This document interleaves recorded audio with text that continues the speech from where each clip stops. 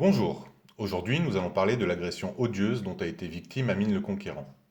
Dans cette affaire, nous sommes à la limite du crime de lèse-majesté, car tenez-vous bien messieurs dames, en 2026, oui, en 2026, Amine a été insulté sur Internet. Bien sûr, c'est tout simplement inacceptable. Une partie du petit monde médiatique l'a suivi dans sa croisade contre ces vilains indigènes arriérés qui disent des gros mots sur les réseaux sociaux. Vu la mini-polémique générée dans certains cercles journalistiques, on doit sans doute avoir affaire à une criminalité d'un genre nouveau, un comportement inédit, inconnu auparavant, jusqu'au jour funeste où pour la première fois, quelqu'un a insulté quelqu'un d'autre, et c'est tombé sur ce pauvre Amine le Conquérant. Et moi qui pensais encore que tout le monde était toujours parfaitement civil et courtois sur Internet, eh bien j'en suis tombé de ma chaise. Plus sérieusement, ces médias, tout acquis qu'ils sont à la cause du conquérant, ne vont bien sûr pas faire le constat évident que tous les créateurs de contenu d'une certaine taille se font cracher dessus quasi quotidiennement, ni que ceux qui n'ont rien de mieux que ça à faire ne sont généralement pas les fils à couper le beurre les plus aiguisés du tiroir, et encore moins que ce genre d'idiot va souvent se focaliser sur les traits les plus évidents et les plus douloureux. Quelle bande de fils de journalistes ceux-là? Non, non. C'est pour eux un crime particulièrement odieux et choquant, digne des heures les plus sombres, et il faut qu'on en parle, qu'on médiatise séance tenante. Le public a le droit de savoir ce que subit Amine le Conquérant. D'autant plus qu'Amine, le Malik Oussekine de l'histoire, voulait naïvement nous parler de notre pays. Amine, le descendant d'immigrés, voulait nous apporter avec bienveillance et générosité son point de vue de conquérant sur nos châteaux et sur la belle et grande histoire de France.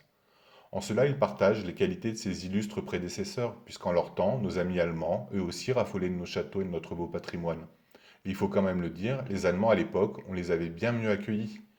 On tient bien là la preuve éclatante de la discrimination que subit Amine, le Omar Haddad de la victimisation. Vous vous rendez compte, pour une fois qu'il y en a des biens qui s'intéressent enfin à notre histoire, sans lui cracher dessus, ces méchants Français l'insultent. Bon, Amine le Conquérant. Déjà, je vais arrêter de t'appeler Amine le Conquérant parce que c'est trop long. Alors même si on n'a pas gardé les cochons ensemble, j'ai juste utilisé ton surnom, le Conquérant. Bon, le Conquérant, on va pas jouer à faire semblant, tu savais ce que tu faisais en choisissant de t'appeler comme ça.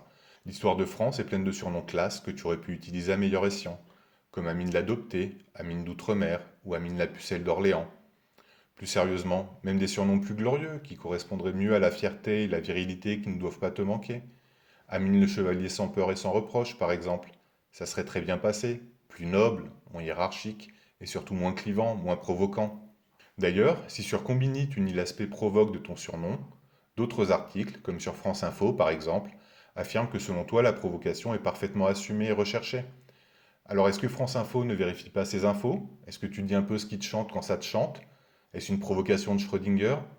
Pour moi, ça sert à rien d'ergoter, c'est clairement de la provoque, et même dans l'improbable cas où ce ne serait pas délibéré, le résultat est le même. Tu ne peux pas ignorer les effets que cela produit, puisque tu t'en plains. Donc oui, tu as choisi de t'appeler le conquérant, et ce faisant, tu as choisi de jouer sur des ressorts humains pas très joyeux, et ce dans une atmosphère globale qui l'est encore moins. Alors ne viens pas jouer l'étonné quand tu te prends des retours de bâton, on n'est pas chez Némésis ici. Attention, ça ne veut pas dire que des gens qui n'ont rien de mieux à faire que de suivre ta chaîne pour poster des messages d'insultes ne sont pas complètement abrutis. De même qu'il va falloir se lever tôt pour m'expliquer qu'une dizaine de petits bourgeois qui mettent des pénaltys dans la tête d'un mec qui a déjà perdu connaissance font partie du camp du bien. Mais maintenant, imagine-toi que moi, l'indigène, je crée une chaîne en hommage à la gastronomie de mon cher conquérant, en faisant mijoter des couscous et des tagines maison, et que je l'appelle, au hasard, Cochonou, le bon couscous bien de chez nous. Eh bien, je suis sûr qu'il n'y aura pas beaucoup de monde dans ta communauté pour se dire qu'enfin il y en a des biens qui s'intéressent à notre culture, et il est même fortement probable que je reçoive aussi des tombereaux d'insultes et de menaces. Autre exemple, le fait que pour ma chaîne j'ai choisi d'utiliser un nom en hommage à l'histoire et aux traditions de l'Algérie ne va pas m'attirer que des amis, et j'aurais beau jurer comme toi que cela a été fait sans esprit de provocation, je ne suis pas sûr que je ne recevrai que des messages de paix et d'amour. Mais je ne vais pas faire semblant d'être surpris, comme toi et tes petits copains journalistes, qu'en appuyant sur certains boutons dans un certain contexte, je récolte un résultat certain. Encore une fois, tu as choisi avec ton surnom d'appuyer sur des plaies ouvertes, chez des gens qui ont le sentiment de perdre leur pays, tout en faisant des clins d'œil appuyés à tous les Bardella au Passaran, ainsi qu'à tous les Voilà, la France nous a colonisés, maintenant c'est à notre tour. Ça s'appelle un dog whistle, et encore une fois, tu as le résultat que tu souhaitais, et sur lequel tu capitalises excellemment, à savoir que les chiens sont venus te mordiller les chevilles, et qu'on soit bien clair, le problème ici n'est pas ton surnom, ce n'est même pas tes origines, ni même le surnom quand on a tes origines dans le contexte actuel. Car comme tu peux le constater, moi aussi j'aime bien la provoque, donc en soi ça me dérange pas. C'est même plutôt futé dans ta position. Le vrai problème pour moi, c'est que tu oses te plaindre des réactions qu'entraîne le fait d'avoir choisi un tel surnom avec tes origines dans le contexte actuel. Au foot, je suis sûr que tu es le genre de joueur à passer tout le match à mettre des petits taquets en traître à ton adversaire dès que l'arbitre a le dos tourné, pour finir par te rouler par terre en te tordant de douleur quand à bout de nerfs il finit par t'en coller une à la 90e minute. Bon, je suis pas un grand amateur d'histoire et n'ayant pas Instagram, j'ai jeté un coup d'œil rapide à ta chaîne YouTube. Des shorts visuellement plaisants mais superficiels, focalisés sur les châteaux et un peu sur l'histoire. J'aime pas trop la critique facile ni les prétéritions, mais à part le drone, ça vole pas très haut. J'ai l'impression d'avoir affaire à un petit malin qui au mieux su flairer le bon coup et qui nous récite scolairement ses fiches sans réel enthousiasme, plutôt qu'à un autodidacte à la passion contagieuse. Mais ce n'est pas la fin du monde en soi. Pour rester dans la gastronomie, tous les cuisiniers du dimanche ne peuvent pas être étoilés au Michelin. On a aussi besoin de gens pour faire des kebabs. En quelque sorte, le conquérant, tu es le kebabier de l'histoire. T'as vu, hein, je l'ai refait. J'aurais pu dire pizza, jambon beurre ou burger. J'ai choisi kebab pour appuyer en miroir sur ces mêmes ressorts déplaisants, sur certains mots qui pourraient provoquer en toi des pulsions mauvaises. C'est une forme d'ingénierie sociale. Tu manipules les émotions de spectateurs passifs, et la loi des grands nombres aidant, tu auras forcément une certaine quantité de réactions dans le sens que tu auras prévu, et après il ne te reste plus qu'à faire le tour des rédactions preuve en main. Tu as quelque chose comme 300 000 abonnés sur Insta et 30 000 sur YouTube. Recevoir quelques centaines ou milliers de messages d'insultes et de menaces par an, ce n'est pas hors du commun pour un créateur de contenu de cette taille, et encore moins quand on provoque. Alors là, normalement, cher conquérant, tu dois être un petit peu tendu, et avant que tu partes chercher des ustensiles de cuisine cérémonielle et pas pour me faire un kebab, je vais arrêter de te troller, du moins essayer, et rentrer un peu dans le sérieux, juste un petit peu. Pour cela, j'ai dû me farcir quelques vidéos d'insultes, dont une qui sera en lien ci-dessous, car c'est celle sur laquelle tu as voulu focaliser l'attention du public, puisqu'elle a été choisie pour figurer dans l'interview Burnie chez Combini. Elle aussi en lien. Tu as vu? Même moi je te fais de la pub. Sans surprise, à part le champ lexical un petit peu malheureux, l'agressivité inutile et la dernière partie où il te demande de la fermer, ce qui est bien sûr pas acceptable, on n'est pas dans un vulgaire califat ici. Donc à part ça, sur le fond, je suis d'accord à 90%. Et je vais essayer de t'expliquer pourquoi en France, les indigènes ont des raisons d'être un peu énervés, mon petit conquérant. Tout d'abord, le deux poids deux mesures permanent dans les médias. Alors quand je dis les médias, je parle pas des affreux médias d'extrême droite comme CNews. Bien sûr que le camp du mal sera d'emblée partisan et malhonnête. Mais l'écrasante majorité des journalistes sont neutres, objectifs, déontologiquement irréprochables et sans parti pris. Bref, de gauche. Le camp du bien est honnête et exigeant vis-à-vis de la vérité. Et c'est d'ailleurs ce qui fait de lui le camp du bien. Lors de faits divers ou de société, comme tu voudras, impliquant des victimes et des bourreaux d'ethnies différentes et risquant de mettre à mal le mantra du vivre ensemble, les médias ont tendance à adopter systématiquement tout ou partie des 5 mécanismes d'autodéfense suivants, qui sont depuis bien rodés par le temps et les trop nombreuses répétitions. Ces 5 mécanismes, je vais essayer de les appliquer à ton affaire avec une mauvaise foi et une déontologie digne des meilleures salles de rédaction bobo parisiennes. Tu m'en diras des nouvelles. Mécanisme numéro 1, laissons la justice faire son travail. Autrement dit, arrêtez de faire les gros titres avec cette énième pauvre gamine découpée en morceaux par un OQTF, car on ne sait pas tout. Laissons la justice suivre son cours, et dans quelques années, quand tout le monde sera passé à autre chose, nous saurons alors le fin mot de l'histoire, dont nous ne tirerons bien sûr jamais le moindre enseignement. Sans négliger de questionner par principe la véracité de tous les éléments à charge contre le vivre ensemble, quels qu'ils soient, même si c'est visible en 4K, gros comme le nez au milieu de la figure. Par contre, dans le cas de l'immonde agression subie par notre cher conquérant, ne laissons pas le temps judiciaire gâter notre plaisir de pointer du doigt cette France nauséabonde digne des heures les plus sombres. Ne questionnons rien, certes, ne questionnons rien, mais j'ai quand même questionné un peu. Car les insultes qu'on entend sur la vidéo en description et celles qu'on lit sur les messages que tu partages à ta communauté, elles existent bien sûr, on les voit, on les entend, mais tu ne fournis aucune preuve que ce ne sont pas des insultes sous faux drapeau, que tu n'aurais pas toi-même rédigé ces commentaires sous un compte d'emprunt ou demandé à une connaissance de te laisser un message vocal plein de haine pour provoquer l'indignation de ta communauté. Par exemple, le message vocal illustrant l'interview chez Combini est attribué à un compte ayant 12 abonnés et 58 publications. Une demi-journée à créer, grand max, ou un petit chèque à des gens dont c'est le métier. Alors je ne dis pas que tu as menti, mais que tu aurais pu mentir et que c'est le travail de la presse d'être sûr que tu n'aies pas menti avant de pondre des articles. C'est bien sûr uniquement pour cette raison que dans d'autres cas, elle préfère laisser la justice faire son travail. C'est curieux que dans ton cas, il ne l'ait pas fait. Parce que s'ils l'avaient fait, on les aurait vus mentionner dans leur publication quelque chose du genre «Nous avons contacté l'autre partie et la personne a refusé de répondre à nos questions». Certains articles étaient sous paywall, donc je n'avais pas pu les lire, mais ce n'est pas le cas de ceux qui étaient consultables, et je suppose fortement que c'est la même chose pour les autres. À ta connaissance, est-ce que j'ai tort? Autre exemple, le service de communication qui ne veut pas collaborer avec toi. Pour te citer, c'est le service d'un château dont tu ne diras pas le nom, ça sert à rien. Ah si, ça sert, figure-toi. Déjà à vérifier si c'est vraiment arrivé, parce que là, moi, j'ai que ta parole. Au passage, ça doit être facile la vie, quand à chaque fois que quelque chose ne se passe pas comme tu le souhaites, à chaque fois que quelqu'un ne se plie pas à tes demandes, ce n'est pas de ta faute, mais simplement une discrimination due à la couleur de ta peau. Si on te refuse un logement, ce n'est pas parce que d'autres dossiers présentaient plus de garanties. Si on te refuse un parcours scolaire ou un emploi, ce n'est jamais parce que ceux qui ont été acceptés sont meilleurs que toi. Et là, pas une seule fois, tu ne t'es dit que ces personnes du service communication, elles étaient peut-être autant passionnées d'histoire que toi, voire plus, qu'ils connaissaient déjà bien ta chaîne, avaient regardé tes vidéos, estimé leur qualité insuffisante, ou jugé que les sous-entendus derrière le choix de ton surnom ne plairaient pas à leur clientèle. Fait le calcul qu'attirer tes abonnés n'était pas rentable ou souhaité, voire fait des recherches sur toi et jugé que les retombées attendues d'une collaboration avec toi ne valaient pas les efforts demandés et les risques potentiels pris. Bref, plein de justifications rationnelles qui, dans une démarche commerciale et de communication, peuvent paraître plus probables que juste tes origines. Mais non, pensez-vous, c'est forcément de la discrimination, ma bonne dame. Pleurer dans les chaumières sur le sort de ce malheureux conquérant à qui la France n'ouvre pas tous ses ponts-levis. Encore une fois, je ne dis pas qu'en France les discriminations n'existent pas, dans les deux sens d'ailleurs, mais de là à ne voir que ça partout et tout le temps. Alors déjà, on n'a que ta version des faits, et les faits que tu nous donnes ne suffisent pas à condamner automatiquement ce service communication. Il y a plein d'explications possibles à ce refus, plus ou moins bonnes, mais autres que la sempiternelle discrimination. Peut-être, comme je l'ai déjà dit, qu'ils connaissaient ta chaîne, et que ce n'est pas ton prénom qui ne leur revenait pas, mais ta dégaine, le côté jean basket au milieu des vieilles pierres, ça fait tache. Essaye les costumes Hugo Boss la prochaine fois. Peut-être que c'est le manque d'érudition et de profondeur historique de tes vidéos. Peut-être qu'ils ont vu tes prises de position politiques sur les réseaux, ou tes photos à la librairie Albaïna, et t'ont considéré trop clivant, radioactif.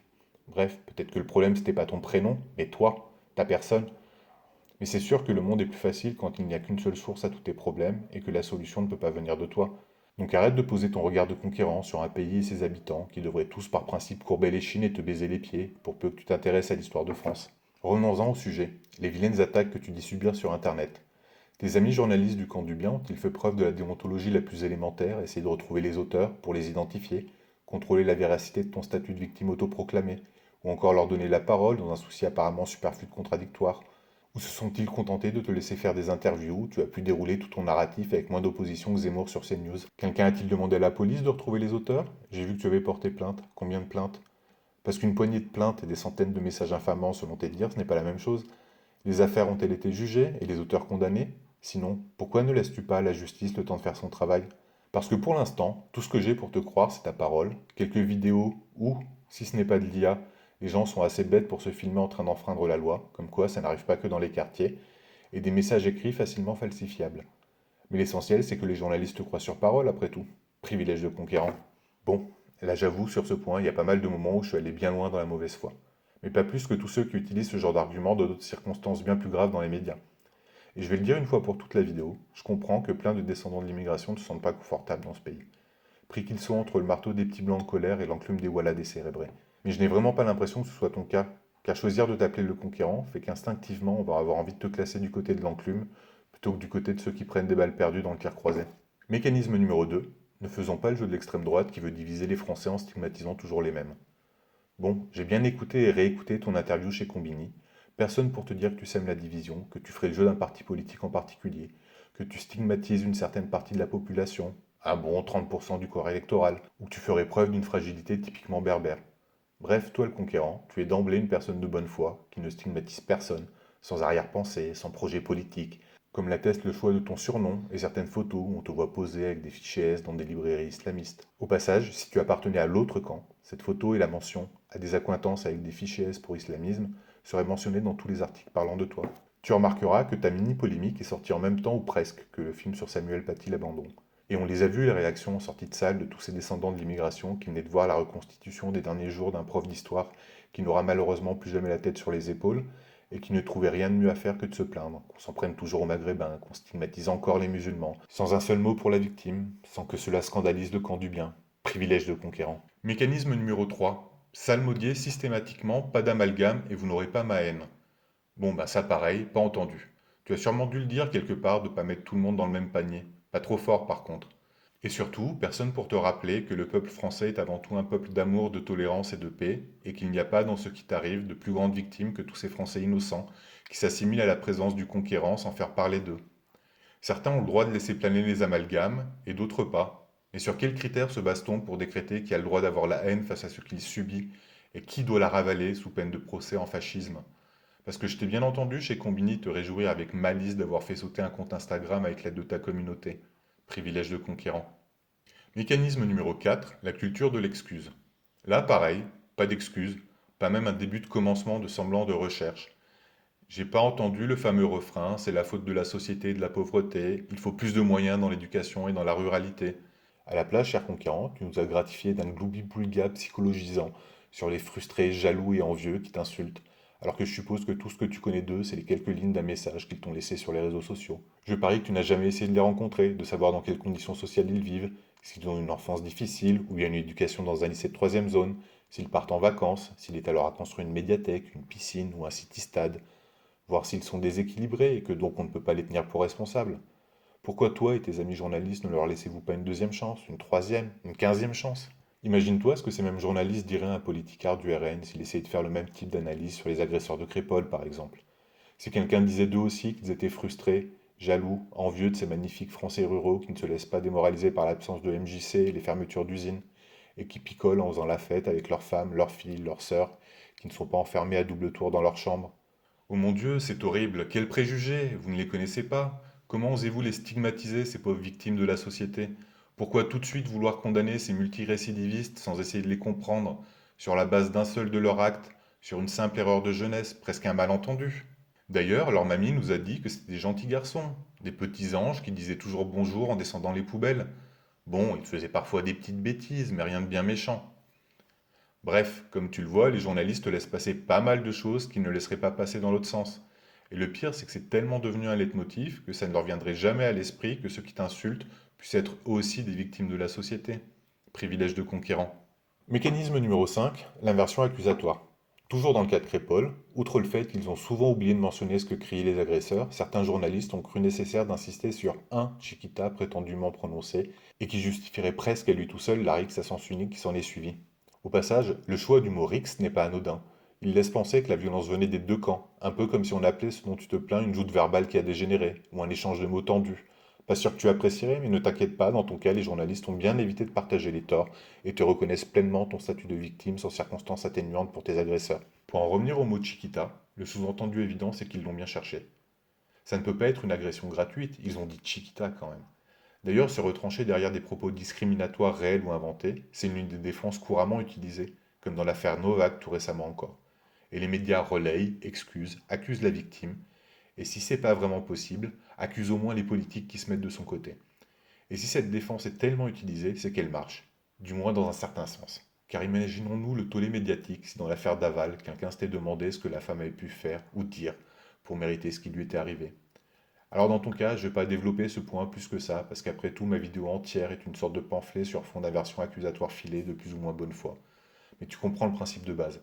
C'est terrible ce qui arrive à Charlie Kirk, mais il l'a bien cherché. Eh bien c'est pareil pour toi, c'est terrible ce qui t'arrive. D'ailleurs, toute proportion gardée, c'est pas si grave que ça, mais tu l'as bien cherché en choisissant de t'appeler le conquérant. Pour illustrer plus exactement le deux poids deux mesures de l'inversion accusatoire systémique, oui j'ai bien dit systémique, le mot appartient à tout le monde, faites-y vous, je vais éviter de parler de celle qu'a subi un Quentin de Ranc, mais dont n'a pas bénéficié un Clément Méric, parce que la décence font que ce serait ridicule de les comparer à ton affaire. Par contre, je vais quand même prendre quelques secondes pour rappeler à tous que l'affaire Mila a existé, qu'à l'époque, les réactions de la gauche intersectionnelle ou de la communauté musulmane étaient souvent plutôt ambiguës, et le consensus était loin d'être unanime pour condamner les vilains mots sur Internet contre une personne LGBT et pour soutenir sans réserve comme il se doit la victime d'alors. Le classique je condamne mais. Juste une petite citation, choisie de mauvaise foi, comme à mon habitude. Abdallah Zekri, recteur de la mosquée de la paix à Nîmes, ça s'invente pas, et actuel vice-président du Conseil français du culte musulman. Donc pas n'importe quel clampin avec 10 followers sur X. De Mila, il avait dit: cette fille sait très bien ce qu'elle fait. Qui sème le vent récolte la tempête. Ou encore, elle l'a cherché, elle assume. La mosquée de la paix, je vous dis. Imaginez-vous les réactions si un prêtre disait la même chose. Toute ressemblance avec ce que je pense d'un conquérant réel ou imaginaire serait purement fortuite. Mais c'est quand même curieux que si peu de journalistes notaient ne serait-ce que demander si tu ne pensais pas avoir une quelconque responsabilité dans les menaces que tu subis. Privilège de conquérant. Maintenant qu'on a bien démontré les 5 mécanismes de la mauvaise foi journalistique, et pendant que j'essaye de me débarrasser de ce goût de vomi dû au fait que mon estomac n'est pas blindé par l'aura magique de la carte de presse, je vais quand même mentionner vite fait que l'histoire est en soi un terrain de jeu sensible et propice à toute forme de tambouille politico-idéologique. Et encore une fois, aux deux poids deux mesures. Par exemple, avec l'usage immodéré de termes historiquement connotés, pour ne pas argumenter avec ses adversaires, fachos, résistants, collabos, goulag. Par exemple encore, Taubira, qui préfère qu'on se focalise sur la traite transatlantique plutôt que sur l'arabo-musulmane, afin que les jeunes descendants de l'immigration ne portent pas le poids des méfaits de leurs ancêtres sur leur conscience, quand ils viennent nous reprocher les méfaits de nos ancêtres à nous. Là, bien sûr, pas de problème. Ou bien la façon dont est traité le Puy du Fou par le petit monde médiatique, au point qu'on pourrait croire qu'en Vendée, ils font une reconstitution du Veldiv ou de Sétif. Ou encore la manipulation à tendance mélanodermique de l'histoire dans les films et les séries. Anne Boleyn, Hélène de Troie, Les Mousquetaires ou encore Cléopâtre. D'ailleurs, j'attends avec impatience le premier film de Scarlett Johansson en Rosa Parks, et Henry Cavill en Martin Luther King ou Nelson Mandela. On va bien se marrer. Bref, car j'avais dit que je ferais court sur ce point qui mériterait en soi une vidéo entière, tu arrives sur un terrain miné avec tes gros sabots de conquérants, et tu t'étonnes que la conquête du YouTube game historique ne se passe pas sans heurts avec les maquisards de la vieille France qui pue le camembert. Privilège de conquérant. Bon, si tu as bien suivi jusque-là, à part sur l'aspect provoque, je ne t'ai pas vraiment fait de réels reproches. J'ai plus essayé de te montrer un contexte global qui peut expliquer, pas justifier, expliquer pourquoi tu la cibles de certaines réactions épidermiques et stupides que tu prends soin de provoquer sciemment. Les reproches étaient jusque-là plus centrés sur la presse qui t'a laissé faire ton petit numéro sans vous pousser toi et ton discours de victimisation ne serait-ce qu'un peu dans vos retranchements. Sûrement parce qu'en fait, dans ces médias, tu es déjà en terrain conquis. En soi, tu as raison de jouer cette partition-là. C'est même plutôt malin, pourquoi te priver? Tout conquérant joue sur les faiblesses de l'adversaire, et crier la discrimination, ça fonctionne bien dans ce pays. Prendre un surnom qui démange certains, et incite d'autres à te supporter, permet de percer plus facilement sur les algorithmes par la controverse. Ensuite, tu gagnes au grattage et au tirage quand la provocation porte ses fruits et que tu obtiens une couverture médiatique gratuite qui te permet de pousser encore plus loin ta chaîne. Chapeau bas le conquérant, bien joué. Maintenant, premier vrai reproche directement adressé à ta personne. Tu dis, et je te cite, quand je vois un message discriminant, je le bloque, je prends une grande respiration et je laisse passer. Depuis ma vie va mieux. Mais mec, tu laisses tellement passer que tu mets un point d'honneur à faire des shorts pour les afficher auprès de ta communauté. Tu laisses tellement passer que tu fais des interviews et des articles de journaux pour en parler. Tu laisses tellement passer que tu te réjouis publiquement de faire sauter des comptes Instagram. Bref, tu laisses tellement passer qu'à t'écouter, tes paroles de victimisation et tes actes de vengeance en deviennent presque de la méditation sur fond d'amour, de tolérance et de paix. Toi, tu m'as l'air d'être le genre de conquérant à toujours vouloir le beurre, l'argent du beurre et le pays de la crémière. Parce que là, tu as réussi le tour de force d'être à la fois un justicier vengeur au nom de la lutte contre le mal et une victime qu'il faut plaindre, tout en n'étant pas du tout une victime assumée, car ça ne t'atteint pas. Au passage, tu as raison, hein, le statut de victime, ça fait pas super viril dans certaines communautés. Privilège de conquérant. Et là, on arrive directement au deuxième reproche. Parce qu'afficher des personnes qui t'insultent sur les réseaux sociaux en espérant que ta communauté les punisse pour toi, je suis pas sûr, mais ça ressemblerait pas à de l'incitation au harcèlement, ça? Et faire signaler des comptes en meute pour les faire sauter, ça ne ressemblerait pas à se faire justice soi-même, ça? Bien sûr, dans un pays où la légitime défense est de plus en plus attaquée pour ne pas choquer le vivre ensemble, et où se faire justice soi-même est presque un crime capital, je n'imagine pas que ce soit ce que tu aies fait. J'ai du mal voir. D'autres ont eu des soucis avec la justice pour moins que ça, et tes petits amis journalistes sont pas les derniers à participer à la curée quand ça arrive. Privilège de conquérant. Avant d'attaquer le dernier reproche, je vais mettre un petit bémol, ou plutôt assumer le fait que je présuppose certaines de tes positions au vu de ton profil et du contenu global de ton discours. En effet, tu pourrais me dire on m'agresse verbalement et j'ai le droit de désigner mes agresseurs, publiquement s'il le faut. Je confirme. Tu as le droit d'accuser et même celui de revendiquer ton statut de grosse victime. Mais dans ce cas-là, tu as aussi le devoir d'accepter quand d'autres victimes comme toi désignent aussi leurs agresseurs. Car là, on arrive au cœur, au nœud de l'hypocrisie médiatique. Dans le contexte actuel, quand les médias disent qu'Amine le Conquérant a été victime d'insultes, on a tous une petite idée des profils concernés. Éthiquement et politiquement, pas grand besoin de nous dire qui. Donc si tu revendiques le droit de désigner ces gens, sans circonstances atténuantes, alors en face, d'autres ont eux aussi le droit de désigner leur bourreau, sans que toi et tes amis journalistes vous sentiez obligés de leur inventer des excuses. Après tout, ceux qui t'ont insulté n'ont pas eu le droit de tels égards. Et comme dans ton cas, le simple fait de raconter les faits suffit souvent à se faire une bonne idée des profils. Donc, une fois pour toutes, a-t-on aussi le droit de montrer du doigt le réveillon de Cologne, les hooligans anglais du Stade de France, les finales de Ligue des Champions du PSG, le bal de Crépole, les grooming gangs, sans entendre, pour la énième fois, les 5 mêmes mécanismes de la défense de la diversité. Dans cette vidéo, je présuppose donc que comme les médias, tu préfères qu'on ne s'attarde pas trop sur ces affaires, pourtant bien plus graves que ce qui t'arrive, pour ne pas stigmatiser, pour ne pas faire le jeu d'eux. Bref, tu m'as compris. Mais peut-être que j'ai tort. Dis-moi le conquérant. J'ai tort? Et enfin, le dernier petit reproche pour la route. Alors un dernier petit point négatif, tout petit, hein, à la limite du chipotage de mouche. Alors je sais pas si tu connais le dilemme du prisonnier, grosso modo, notre système, peut-être même simplement la vie en société, nous force souvent à choisir entre privilégier notre bien-être personnel ou nous sacrifier pour la communauté. Par exemple, un vilain capitaliste a le droit de raser une forêt entière pour récupérer le bois, ou bien faire de la culture sur brûlis. Il va en tirer plein de profits personnels, sonnant et trébuchant. Par contre, la société dans son ensemble risque de souffrir de l'absence de verdure. Et comme c'est lui qui décide, si collectivement, légalement, on ne l'arrête pas, il va souvent choisir ce qui lui profite plutôt que de penser au bien-être de tous. Dans ton cas, tu fais plus ou moins le même choix. Créer une polémique autour de ce qui t'arrive, c'est tout bénef pour toi. Tu te venges en montrant du doigt les vilains pas beaux qui te disent des gros mots. Tu crées de l'engagement autour de ton contenu, en chauffant ta communauté, et tu te fais une bonne campagne de pub gratuite sur l'eau du vivre ensemble et de la cohésion nationale. Par contre, ceux qui te regardent te plaindre, et qui ne sont pas déjà acquis à ta cause, ceux qui ne sont pas déjà dans ton camp, de ta communauté, se décomposent en deux parties. D'abord, ceux qui t'insultent ou qui pensent comme eux, ceux-là, on va les oublier. Toi et moi, on sait que tu ne les convaincras jamais de changer d'avis. Et je doute fortement qu'ils aient ressenti une once d'empathie quand ils ont vu l'état dans lequel ils ont mis notre fier conquérant, obligés d'aller pleurnicher dans les jupes de maman Combini, et qu'ils se soient dit, là c'est la goutte de trop, ça m'a convaincu, je vais aller voter Poutou aux prochaines élections. Mais entre ces deux segments radicalisés de la population, tu as toute la masse de ceux qui commencent à penser que trop c'est trop, mais qui ont encore quelques doutes, des restes de touche pas à mon pote qui traînent dans le subconscient, ou qui se souviennent des beaux jours de la France Black Bomber, qui a d'ailleurs totalement disparu des discours, ou bien ceux qui s'inquiètent de voir la marée monter, mais qui ne sont pas vraiment sûrs d'être sur le bon rivage, parce qu'ils voient l'eau monter des deux côtés et qu'ils ne ferment pas les yeux sur ce qui est évident, à savoir que le vivre ensemble a sacrément dégusté et que ça ne vient plutôt pas des blancs. Eh bien, je ne vais pas te surprendre, mais ceux-là, je pense pas que tu les aies acquis à ta cause avec ton petit solo de victime conquérante, sanglots mineur. Dans un pays où les discriminations anti-blanches n'existent pas parce qu'elles ne sont pas systémiques, dans un pays où la mère de Naël peut crier sa haine sur une mobilette, mais où le père de Lola est prié de mourir de chagrin en silence, voir un conquérant pleurnicher sans opposition dans les médias, donc le système, systémique, tu piges, donc te voir te plaindre dans le contexte actuel, je suis pas sûr que ça aide beaucoup la Nouvelle-France.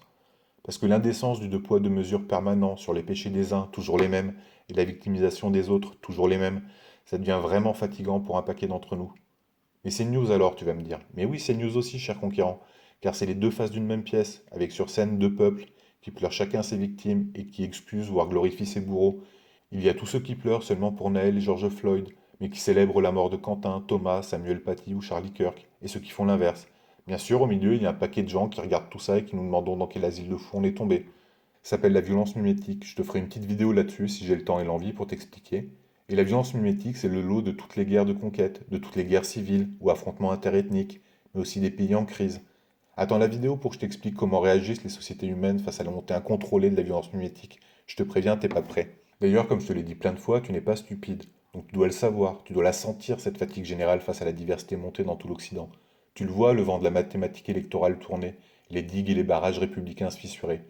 Donc tu vas prendre les bénéfices personnels de cette polémique et tu vas laisser les autres se débrouiller, à essayer de vivre ensemble avec le petit tas de rancœur que tu laisseras derrière toi, rajouté sur l'immense pile du dégoût généralisé. Tout ça juste pour des insultes, dans un pays où les familles des victimes qui s'accumulent semaine après semaine sont en général priées de ne pas sangloter trop fort. Et le plus beau, c'est que contrairement au capitaliste de mon exemple qui rasait les forêts, contrairement à la femme du gendarme tuée lors d'un refus d'obtempérer, et tiens, insultée par une partie de la gauche sur les réseaux, toi, personne ou presque, n'osera te reprocher cette manipulation grossière, pleine d'égoïsme, pauvrement maquillée en plaidoyer pour la tolérance, privilège de conquérant. Pour finir, continue de parler d'histoire dans ton petit coin d'internet que je vais essayer d'éviter, mais pour ce qui est du reste, et pour toutes les raisons que je viens de te donner, je me sens obligé de te dire ta gueule le conquérant. Si cette vidéo vous a plu, laissez un pouce, un commentaire, abonnez-vous et partagez-la pour m'aider à lancer la chaîne. D'ailleurs, je suis pas difficile. Même si vous n'avez pas aimé, abonnez-vous pour me laisser un message d'insulte dès que la prochaine vidéo sort. Peut-être que j'aurai une interview chez Combini.